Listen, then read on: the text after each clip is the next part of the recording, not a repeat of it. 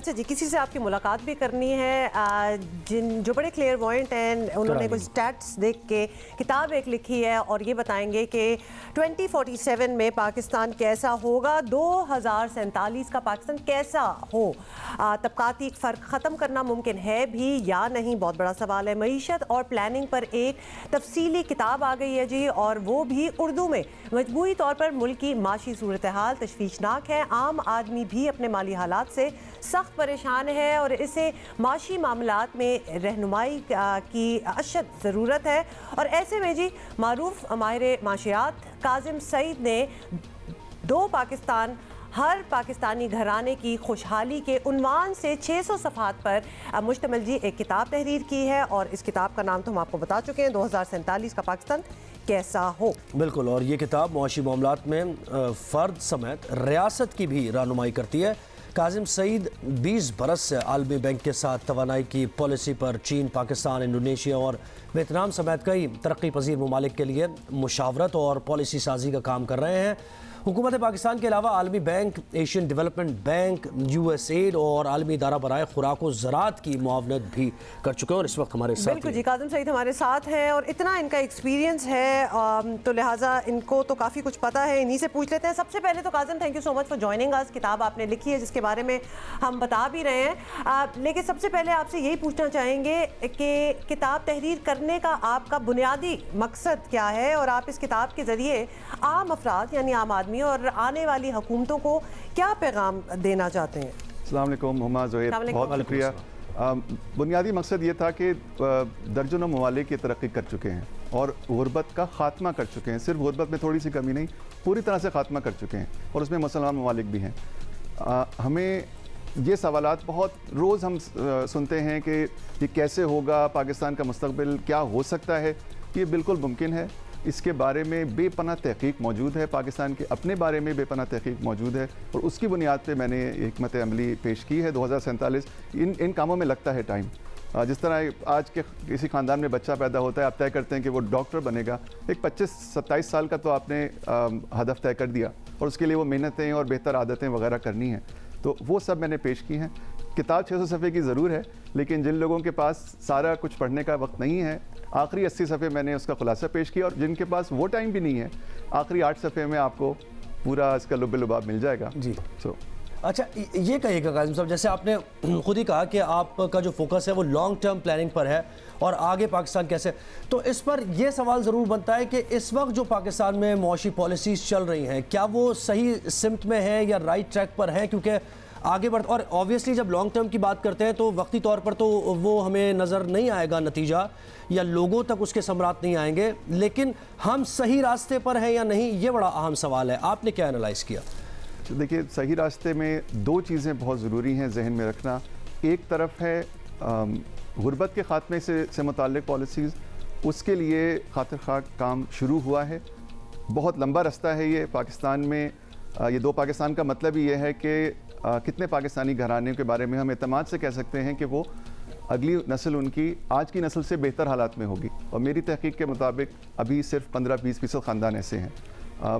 ये इसको 100% ख़ानदान तक ले जाने में लगेगा वक्त। गुरबत से मुताल्लिक़, गुरबत के तख़फ़ीफ़ के मुताबिक जो काम है उन पे तो काम शुरू हुआ है, लेकिन जो सबसे ज़्यादा अहम चीज़ है वो है मईशत के मालियत, जो हजम है मईशत का या GDP है, उसमें ज़बरदस्त इजाफ़ा। कोई मुल्क गुरबत को मुकम्मल ख़ात्मा नहीं कर सका है GDP में ज़बरदस्त इजाफे के बगैर। वो दौलत पैदा होगी तो ही तो वो तकसीम होगी। उस फ्रंट पे मेरे ख़्याल में ज़रा सा और अभी हमें चाहिए वक्त, और पॉलिसीज़ में थोड़े से हमें और वजाहत की ज़रूरत है। अब 100 साल गुजर गए होंगे पाकिस्तान को, अगर तब तक जब पहुँचेंगे, is 100 years a good time to gauge के एक मुल्क ने कितनी तरक्की की है, कितनी नहीं की? आपसे डायरेक्शन तो हम पूछ ही रहे थे इससे पहले कि क्या हम सही डायरेक्शन में हैं कि नहीं है, और साथ साथ इसके ये भी बता दें कि क्या चेंजेस अभी हम ले आए तो हमारा बेहतर हाल होगा 2047 तक। तो 100 साल का ये जो हदफ है, ये बिल्कुल सही इसलिए है क्योंकि आप तुर्की को देखिए। तुर्की 1924 में उसका जमहूरिया वजूद में आया, उन्होंने भी 2024 के बारे में इसी तरह के अहदाफ तय किए हैं। अगर आप दूसरे ममालिक को देखिए, चीन जो वर्ल्ड चैम्पियन है इस फील्ड का, उन्होंने 1980 में तय किया था कि हम डेंग सियाओपिंग ने कि हम 20 साल के अंदर सन 2000 तक अपना जीडीपी को 4 गुना कर देंगे, और उसी की मदद से उन्होंने अपने यहाँ गुर्बत के कम करने के रिकॉर्ड तोड़े। महातिर मोहम्मद साहब ने भी यही 1991 में पॉलिसी विजन 2020 के तहत कही थी कि हम 2020 तक यानी 30 साल में अपने जीडीपी को 8 गुना कर देंगे। किसी की कमाई, घराने की कमाई 8 गुना हो जाए तो खुशहाली तो आएगी। पाकिस्तान के लिए 2047 के लिए मेरी ये तजवीज़ है कि हमें 2047 तक अपने जीडीपी को 8 गुना कर देने का हदफ हर वक्त जहन में रखना चाहिए, और जो साल, जो क्वार्टर, जो महीना गुजर रहा है, हम उस टारगेट की तरफ पहुंच रहे हैं या नहीं, ये आम आदमी देखता रहे। जी अच्छा, काजिम साहब ये कहिएगा, इसमें अहम बात ये है कि पॉलिसी का कंटिन्यू रहना कितना ज़रूरी है। यानी हमारे यहाँ होता ये रहा है कि एक हुकूमत आई है, उसकी तरजीहात कुछ और थी, मईशत को लेकर उसके प्लानर्स कोई और थे, और जब दूसरी हुकूमत आई उसने यकसर मुख्तलिफ पॉलिसीज़ ली और वो कंटिन्यूटी नहीं हुई। ये भी सवाल, और दूसरा ये भी कि ये जो कोविड में हमने जिस तरीके से जैसे डील किया इसको, पूरी दुनिया की मईशतें तबाह हो गई, एक्सपोर्ट ख़त्म हो गई, स्टॉक एक्सचेंज बर्बाद हो गई दुनिया की, लेकिन उसके बाद वो कोशिश करें। पाकिस्तान ख़ास तौर पर जैसे कोविड से निकला है और अब जो सूरत हाल है, कंस्ट्रक्शन इंडस्ट्री को हमने काफ़ी ज़्यादा बूस्टअप किया है और मज़ीद भी, इस पर ज़रा रोशनी डालिए। जी, जो कोविड के मामले में जिस तरह से पाकिस्तान ने इसको डील किया है, मेरे ख्याल में तो इसमें ये तहसीन का मुस्तहिक है, क्योंकि एक तरफ बहुत सी हुकूमतों ने ये फैसला किया कि हम बिल्कुल माशी एक्टिविटीज़ को बिल्कुल बंद कर देंगे, और पाकिस्तान में फ़ैसला ये किया गया कि हम पूरी तरह से बंद थोड़े से वक्फे के लिए करेंगे और कुछ इलाकों में करेंगे, जो मेरे ख्याल में सही फ़ैसला था, और उस पर तनकीद भी बहुत हुई। लेकिन दुनिया की कोई हुकूमत नहीं है जिसके बारे में हम ये कह सकते हैं कि उनको पूरी तरह से अंदाज़ा था कि इसकी क्या पॉलिसी होनी चाहिए। 100 बरस पहले आया था इस तरह के आफत 100 बरस पहले आई थी, और उस वक्त भी कोई आसान नहीं था इस मैनेज करना। अब कोविड के ख़तरात मेरे ख्याल में पूरी तरह से चले तो नहीं गए हैं, लेकिन मईशत को जिस तरह से भी मुमकिन हो, जो तरक्की के लिए जो फैसिलिटीज़, जो पॉलिसीज़ जारी की गई हैं, उससे आपके सामने है कुछ सेक्टर्स में। अच्छा काजिम, बहुत ब्रीफली, टाइम बड़ा कम है, लेकिन कुछ इंडस्ट्रीज़ खास तौर पे जिस पे वज़ीर आज़म ने खुद भी उनका जिक्र किया, जैसे कि टूरिज़्म इंडस्ट्री है, क्या आपकी रिसर्च में फॉर पॉजिटिव फ्यूचर इम्पैक्ट ये वो इंडस्ट्रीज़ हैं जिन पे इतना तवज्जो नहीं दी गई, and these are the ones that can take us forward? Tourism है, होटलिंग है, स्पोर्ट्स एज एन इंडस्ट्री तो हमने कभी बनाया ही नहीं। देखिए, आपको जिन लोगों की गुर्बत ख़त्म करने के बारे में हम बात कर रहे हैं, हमें उनके बारे में ज़रूर सोचना चाहिए।